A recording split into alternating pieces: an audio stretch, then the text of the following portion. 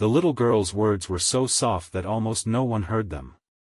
They disappeared beneath the cheerful music of a charity event, mixed with the laughter of wealthy guests and the clinking of expensive glasses. But for one man, those innocent words felt louder than thunder. Standing beside her father in a suit that had been carefully mended 3 different times, the young girl gazed at the elegant woman speaking on stage. Her eyes sparkled with hope instead of envy as she gently whispered, "Dad, I want you to marry her." Her father froze, his heart squeezed by equal parts embarrassment, sadness, and love. He knew his daughter wasn't dreaming about riches. She was dreaming about having someone who would never leave them alone again. What happened after that quiet wish would change not only their lives, but also the life of the woman everyone believed already had everything. Before we continue, if you believe kindness can heal broken hearts and that everyone deserves a second chance, please take a moment to like this video, leave a kind comment, share it with someone who needs hope today, and subscribe to Kindness Hub. Your support helps us bring more inspiring stories that remind the world compassion still exists. Every morning before sunrise, Corbin Hale left the tiny apartment he shared with his 8-year-old daughter, Maren. The apartment was clean but worn with age. Water stains marked the ceiling, the heater barely worked during winter, and the windows rattled whenever strong winds passed through the neighborhood. Yet every evening, the apartment glowed with laughter because Corbin made sure his daughter never went to bed believing they were poor in spirit. They might not have much money, but they still shared bedtime stories, homemade pancakes on Sundays, and warm hugs that made the small home feel larger than any mansion. 5 years earlier, Corbin's wife had lost her life after a sudden illness that arrived without warning. Medical bills consumed their savings, and grief stole what little strength remained. Friends slowly disappeared, relatives became distant, and employers hesitated to hire a single father who often needed flexible hours. Still, Corbin refused to surrender. He worked wherever work could be found. Some mornings he delivered packages. Afternoons were spent repairing furniture. Evenings belonged to a small catering company where he washed dishes until midnight. Sleep became a luxury he rarely enjoyed. Maren never complained. She learned to appreciate simple joys. She collected colorful leaves during walks, treasured library books instead of expensive toys, and believed every meal her father cooked deserved applause. Although she missed having a mother, she never blamed life. Instead, she tried every day to become the reason her father smiled. One afternoon, the catering company announced that they had received a prestigious assignment. They would serve guests at a fundraising gala hosted by the city's most successful business leader, a woman admired for both her intelligence and generosity. Her name was Celine Ashcroft. Newspapers often described her as brilliant, disciplined, and graceful. She had built a global company from a struggling family business after overcoming countless obstacles. To the public she appeared fearless, yet very few people knew she spent most evenings alone inside a luxurious penthouse that echoed with silence. Corbin almost declined the assignment because he had no one to watch Maren. At the last moment, one of the supervisors quietly allowed him to bring her, provided she remained in a quiet waiting area. Maren happily agreed, wearing the prettiest dress she owned, carefully repaired by her father the night before. The grand ballroom looked like another world. Crystal chandeliers reflected sunlight pouring through enormous windows. Fresh flowers decorated every table, and music floated gently through the air. Guests arrived in designer clothing while photographers captured every smile. Maren observed everything with innocent fascination, not jealousy. She admired beauty the way children admire sunsets, without wishing to own them. When Celine stepped onto the stage to thank everyone for supporting scholarships for disadvantaged children, the room became silent. She spoke with sincerity instead of pride, explaining how education had transformed her own difficult childhood. Maren listened carefully. She noticed that although Celine smiled, her eyes carried the same quiet loneliness she sometimes saw in her father's reflection after he believed she had fallen asleep. That was when Maren whispered the words that changed everything. Looking at Celine with gentle admiration, she leaned close to her father and softly said she wished he could marry that kind lady. Corbin almost laughed through his tears. He gently squeezed his daughter's hand, trying to hide his embarrassment. Unknown to them, Celine had finished speaking and stepped closer to greet volunteers.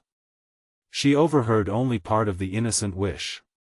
Instead of feeling offended, she smiled with quiet curiosity. Later that afternoon, while helping clear tables, Corbin accidentally stumbled when another worker dropped a heavy tray. Instead of allowing expensive dishes to shatter, he threw himself forward and caught most of them before they struck the marble floor. His hands were cut by broken glass, but he apologized repeatedly even though the accident had not been his fault. Celine witnessed everything. She expected someone exhausted by poverty to become angry or demand sympathy. Instead, she watched Corbin calmly reassure the younger employee responsible for the accident. He even comforted the frightened worker by saying mistakes happen to everyone. That simple act stayed with Celine long after the event ended. The following week, she surprised everyone by visiting the catering company's modest warehouse. Rather than arriving with cameras or reporters, she came quietly. She asked to personally thank the staff for their professionalism. When she met Corbin again, she recognized the same gentle strength she had noticed before. As they talked, she discovered he repaired furniture during his spare hours. Curious, she visited the small workshop where he restored broken chairs and damaged cabinets that others considered worthless. Every piece he repaired looked beautiful again. Celine realized he treated damaged wood exactly as he treated people, with patience instead of judgment. She asked him why he never charged more for his work. Corbin simply explained that many customers were struggling families. If he charged too much, they would never have safe furniture for their children. Celine drove away deeply moved. Over the following months, she found more reasons to cross paths with him. Sometimes she ordered repairs for offices.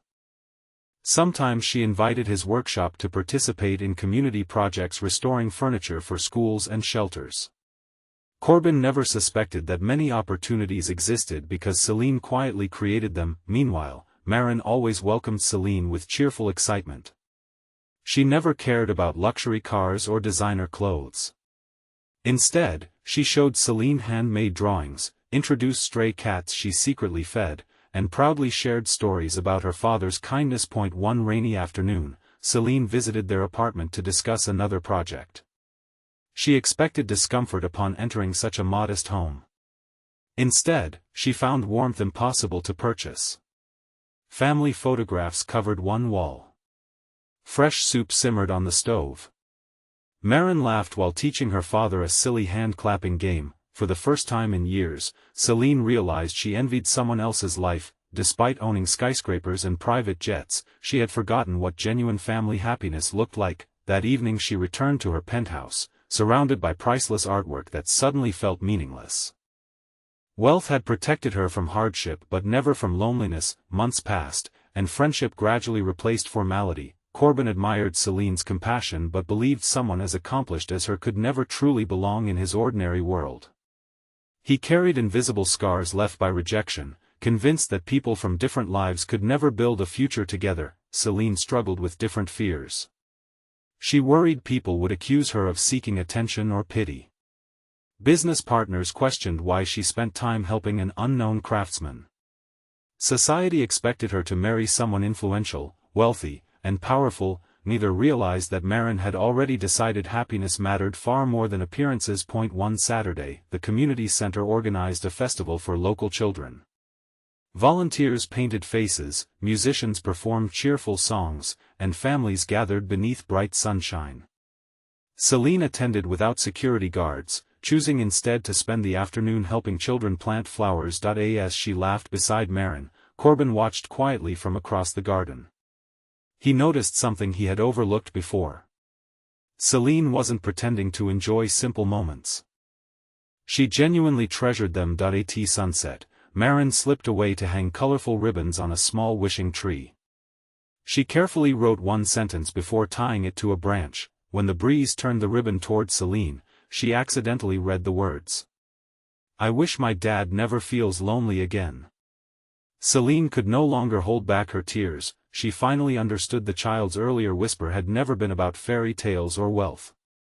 It had always been about love, healing, and giving two lonely adults permission to hope again. Not long afterward, Celine invited Corbin to help lead a foundation dedicated to restoring schools, shelters, and community centers. She explained that she needed someone who understood people, not just business. Corbin accepted with humility. The new role transformed many lives.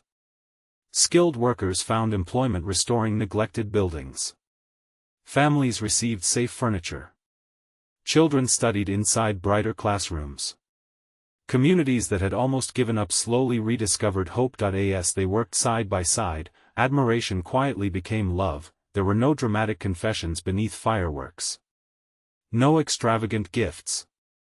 Their relationship grew through shared purpose, mutual respect, and countless ordinary moments that slowly became extraordinary. One bright spring afternoon, Corbin brought Maren to the same park where she once tied her wish to the tree.